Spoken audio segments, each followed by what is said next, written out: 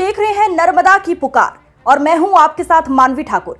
चलिए रुक कर लेते हैं आज की खास खबरों की ओर। लांजी थाना अंतर्गत आने वाले ग्राम काशी टोला के बगदेही ग्राम में उस समय हड़कंप मच गया जब लांजी बगदेही के महाराष्ट्र के ग्राम चांगेरी काटी ले जाने के लिए 3 पिकअप को विश्व हिंदू परिषद और बजरंग दल के कार्यकर्ताओं ने रात्रि के करीब 12 से 1 बजे के बीच ग्राम बगदेही लांजी से भैंस और बोदे के बड़े वाहन को पकड़ा और पुलिस के हवाले कर दिया। तीनों वाहन में लगभग 16 भैंस और बोदे लदे हुए थे। विश्व हिंदू परिषद और बजरंग दल के कार्यकर्ताओं का आरोप है कि उक्त पशुओं को काटने के उद्देश्य से ले जाया जा रहा था। लांजी पुलिस थाना प्रभारी भेंदु वेंकट टांडिया ने बताया कि जानवरों से लदी पिकअप को कब्जे में लेकर जांच शुरू कर दी गई है। लांजी क्षेत्र गौवंश तस्करी का गढ़ बनता जा रहा है। वहीं पूर्व में लांजी क्षेत्र के लगे ग्रामों में ज़्यादातर गौवंश तस्करी होती थी, लेकिन अब महाराष्ट्र की गाड़ियों को लांजी नगर परिषद के वार्ड क्रमांक 2 में भरकर महाराष्ट्र की ओर तस्करी की जा रही है। वहीं पूर्व पार्षद और वर्तमान में भाजपा महामंत्री गौरव बेस ने बताया कि गौ तस्करी पूरे जिले में एक संवेदनशील समस्या है। प्रशासन का उदासीन रवैया और सिस्टम की कमी के चलते गौ तस्करों के हौसले बुलंद हैं। यदि प्रशासन मुस्तैदी से गौ तस्करी को रोकने के लिए प्रतिबद्ध हो जाए और सिस्टम की कमियों को दूर किया जाए तो निश्चित ही गौ तस्करी पर अंकुश लगाया जा सकता है। विश्व हिंदू परिषद प्रखंड लांजी के अध्यक्ष राजू राम टेक्कर ने कहा कि इस गौवंश तस्करी में लांजी के खोटी निवासी बाबा खान का नाम आ रहा है। उन्होंने मांग की है कि बाबा खान पर कार्रवाई की जाए और शासकीय भूमि पर अवैध कब्जा किए गए मकान को बुलडोजर से गिरा दिया जाए। से बगदेही के मार्ग होते हुए सभी टेकरा होते हुए महाराष्ट्र की ओर 3 वाहन मवेशियों को लेकर कटनी के लिए जाना है। संबंध में हमने अपनी फील्डिंग से जा रही थी और फिर उनको जाकर घर तक पहुँचे। इसके पश्चात हमने इसको पुलिस के हवाले कितने गाड़ियाँ 3 वाहन थे, बड़े पिकअप वाहन, और उसमें जब गिनती किए तो पाया गया कि 16 मवेशी जो हैं गोदा और भैंस के रूप में। ये हमने उसको गहरा बताया कहाँ से कहाँ जा रहे थे कुछ पता है। हाँ, ये नंदोरा से जा रही थी काठी के बीच महाराष्ट्र। हमने इसको बगदेही में पकड़ा। क्या चाहते हैं हमारे पूरे क्षेत्र में लगातार गौ तस्कर के हौसले बुलंद है और गौ तस्करी लगातार हो रही है। हमारे सभी संगठन गौरक्षक बंधु सब मिलकर बहुत प्रयास कर रहे हैं, लेकिन इस पर विराम नहीं लगता है।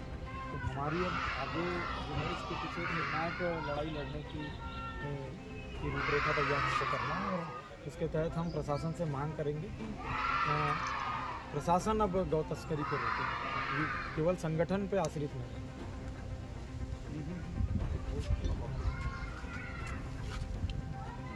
क्या कहना चाहते हैं गौ तस्करी के संबंध में? गौ तस्करी को रोकने के लिए यहाँ पर कुछ बाहर के लोग आकर के नंदोरा चौक में शासकीय PWD सड़क मत की भूमि और फॉरेस्ट की भूमि पर अतिक्रमण करके वहाँ पर मकान बना करके सारी गौ तस्करी, वन्य जीवों की तस्करी एवं अनेकों प्रकार के अवैध कारोबार में लिप्त है, जिसका नाम है एक बाबा खान उर्फ फिरोज खान, ऐसे कुछ नाम है, लेकिन बाबा खान उसका परफेक्ट नाम है वो, और उसका परिवार इस अवैध कारोबार में लिप्त है।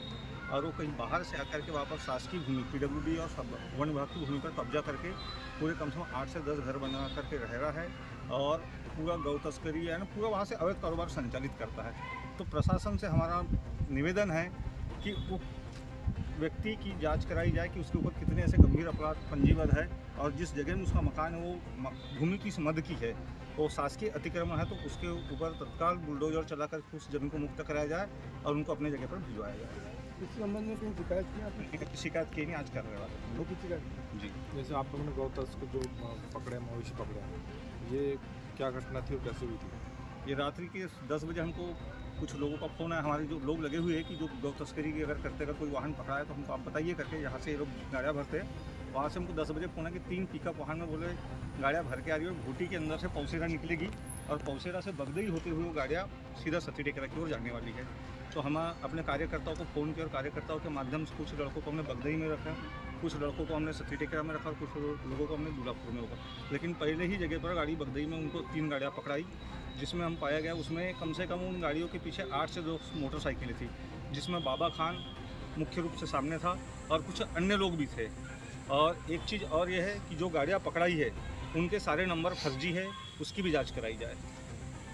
इसके पहले भी आप लोगों ने गौ तस्करी में गाड़ियाँ पकड़ी है, तो उस संबंध में क्या क्या कार्रवाई हुई? उसके संबंध में तो उनके खिलाफ सिर्फ मात्र ड्राइवर के खिलाफ नाम मात्र की कार्रवाई होती, बाकी एक दो लोगों के ऊपर कार्रवाई जो प्रॉपर कार्रवाई होना चाहिए, और इनकी जमानत नहीं देना चाहिए।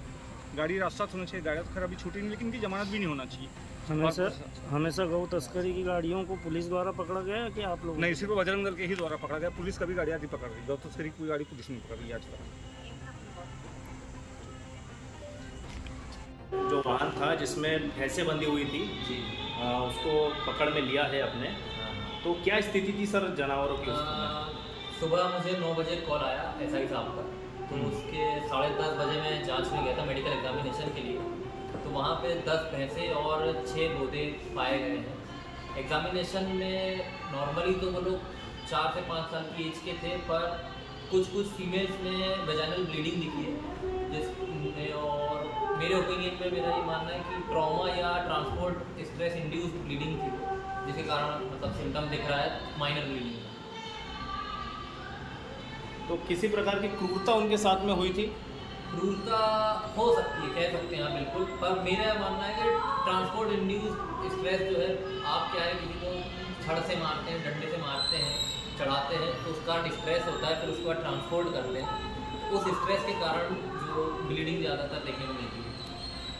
अच्छा, आमतौर पे जो इनकी हत्या के लिए जो इनको ट्रांसपोर्ट किया जाता है, एक जो नियम है शासन के, कितनी उम्र तक के जो रहते हैं, जो भैंस जो जानवर रहते हैं, उनको मतलब कटाव के लिए ले जाया जा सकता है?